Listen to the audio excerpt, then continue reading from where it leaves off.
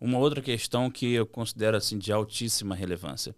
O que acontece com pessoas que trabalham em áreas extremamente tensas, por exemplo, vendas. A gente está acompanhando hoje uma dificuldade imensa no varejo, diversos gigantes do varejo pedindo recuperação judicial, cenário extremamente inédito, né? E, no entanto, aquele trabalhador está lá, não consegue bater as metas, reunião direto, cobrança em cima de cobrança, o colega foi mandado embora, a colega está cumprindo aviso prévio, 2 lojas fecharam e o camarada sabe que ele tem plano de saúde, ele tem comida para botar na mesa, as contas, o aluguel, enfim. O nível de pressão hoje sobre o trabalhador é imenso.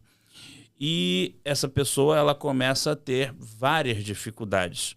Não são dificuldades apenas por conta da empresa, mas pelo momento econômico e de mercado que a gente vive.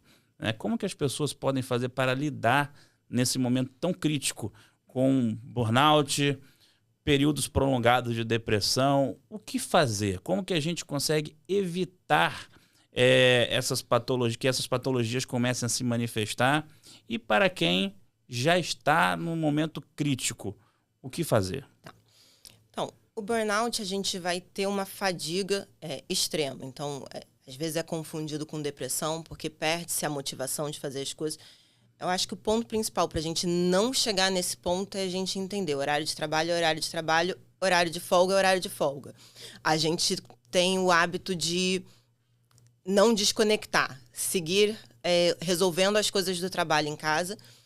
Quem é da área de saúde sabe disso mais ainda. A gente fica no celular o dia inteiro, resolvendo coisas de paciente, resolvendo o chefe que está mandando um WhatsApp porque quer saber quem é o plantonista. E no varejo e na parte comercial a mesma coisa. É o gerente do vendedor que está mandando mensagem porque ele precisa bater a meta X, porque está no dia 20, precisa fechar o mês com aquela meta.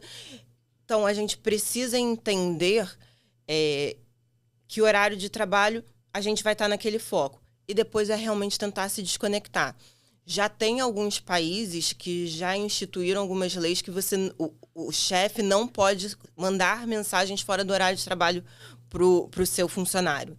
Que é realmente para a gente evitar esse burnout, evitar essa constância de trabalho.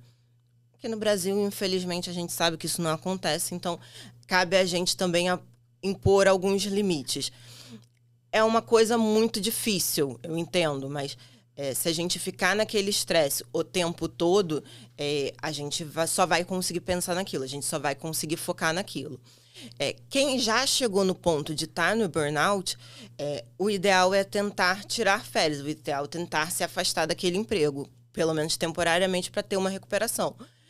Férias, pela própria psiquiatria, que o burnout é mais dessa parte psiquiátrica, ele consegue fazer entrar com atestado, mas lembrando que se continuar, voltou, tá bem, e continuar com o mesmo ritmo de trabalho, continuar com o mesmo estresse, vai voltar a ter o burnout, porque realmente, e cada vez mais o que a gente observa nas empresas é um funcionário só acumulando funções que antes eram de 5.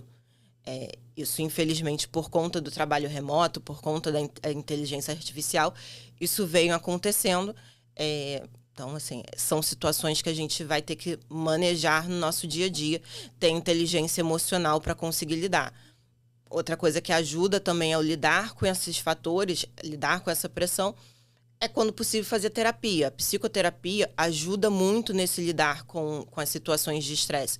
Você vai saber enfrentar aquilo de uma forma mais leve, saber impor seus limites de uma forma adequada, não esperar o copo transbordar para falar que você não consegue mais lidar com aquilo. Então, a psicoterapia para pacientes que têm burnout, têm ansiedade, está passando por esse estresse, ajuda muito. Nessa situação de quem já está passando por uma fase crítica, né? Se conseguir tirar a tal licença, já é interessante, porque é começar a pensar numa transição de carreira. Exatamente. Porque esse ciclo de vai e volta também não acrescenta. É complicadíssimo.